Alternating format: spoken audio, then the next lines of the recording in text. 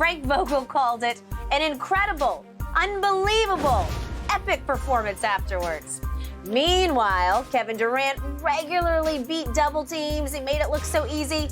He dropped 53 yesterday against the Knicks, helping Brooklyn win its third straight. Kind of like asking somebody's favorite child, but Shannon, who do you think had the better 50-point performance?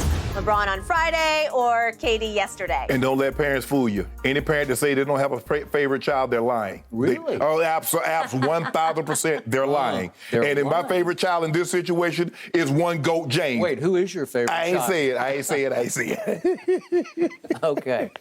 First of all, Skip, look, these were both outstanding performances.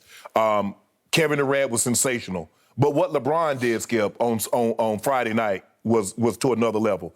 He was more efficient. Everybody always loves to talk about the efficiency in which Kevin Durant played. Well, I don't know. Kevin Durant was 51%. LeBron shot 72%. It took Kevin Durant 37 shots. It took LeBron 25 shots. LeBron was 6 of 9 from the three. Kevin Durant was 4 of 13 from the three. LeBron had 14 points in the fourth quarter.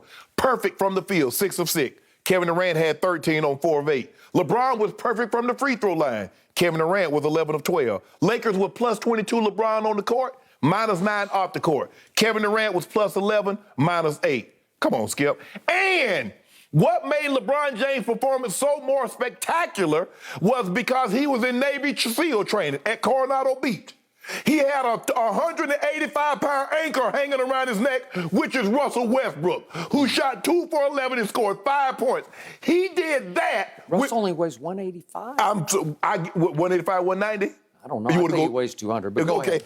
That's even, now thank you. Okay. That's even more spectacular. I'm going to give you some help here, yeah. He got a 200-pound man. Mm-hmm. And you know, in SEAL training, that's not easy. I saw the video clips when you got to, swim 500 meters, you got a breaststroke or side dog it, and you got sit-ups and push-ups, you got the big old run, and it's hell week where they don't let you get any sleep. He did that with that efficiency with Russ, and you saw Russ in his full glory, at his absolute worst. It got so bad, Frank Vogel said, for the last 8 minutes and 37 seconds, you need to be over here with me. They closed the game with Malik Monk, Austin Reeves, Stanley Johnson. Skip, let that sink in for a second. Look, I'm not taking anything away from Kevin Durant because Kevin was sensational. But can you imagine if Kyrie would have been on the court and scores 5 points? That's what LeBron was up against.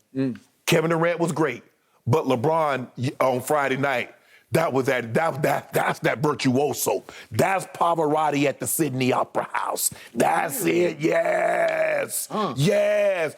5 sold-out shows. That's what that was. Once again, you know how that hits me? It's like if Pavarotti is playing She'll Be Coming Around the Mountain. No, Pavarotti don't say no, she'll be coming around the mountain. LeBron was playing the Wizards. What? He's playing She'll Be Coming Around the Mountain. It's the Wizards without Bradley Beal. The records are about the same between the Knicks and the Wizards right now. But timeout, and you made a nice try to win this argument. You're about to lose it badly by double digits. Okay. Because what have the Knicks done lately? Well, you've even brought it up here on the show. They've had a hot streak because they came to the Clippers. At the Clippers, they won by 23. Then they went up to Sacramento and won by 16. That's no easy chore. No. And then they go to Dallas and win by 30. And in an arch rivalry at Brooklyn, all of a sudden, as KD is introduced, as he said after the game, I find out during the introductions, wait a second, Seth is sick? Seth Curry's out with an illness. Oh, wait a second. Kyrie makes a grand entrance. He's sitting at courtside. Not sure how he gets to go to the game unvaccinated, but he can't play in the game. That's a whole nother issue. Well, he's not an employee of the Barclays. Right. You know how that's working.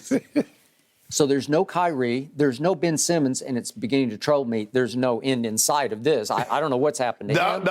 Okay, so then there's no LaMarcus Aldridge, and obviously there's no Blake Griffin. So wait a second. Kevin Durant's out there with next to nothing. And guess what next to nothing does in this game against the Knicks?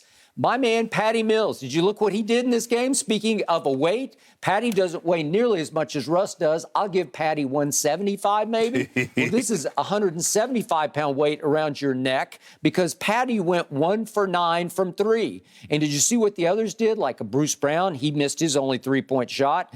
But he gave you 15. Yeah. Andre Drummond gave you 18 and 10. James Johnson gave you 0 for 2.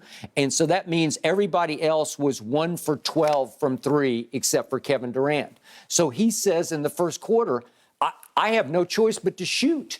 He did what he did in Game 7 against Milwaukee at Brooklyn. He just said, it's me or bust. Right. We don't have any choice but for me to shoot.